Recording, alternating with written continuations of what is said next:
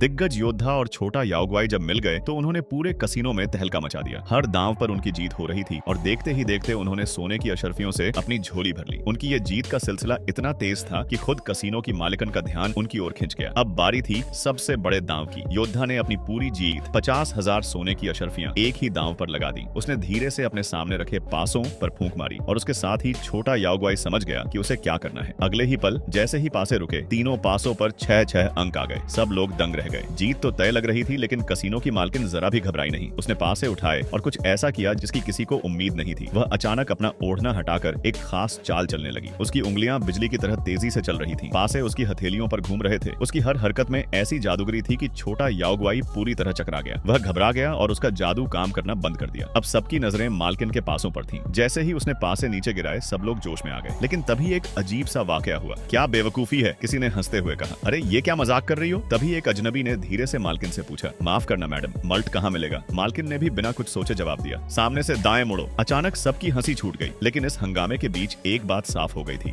दिग्गज योद्धा की चालाकी पकड़ी जा चुकी थी। रुको, तुम दोनों मिलकर धोखा दे रहे थे, मालकिन गुस्से में चिल्लाई।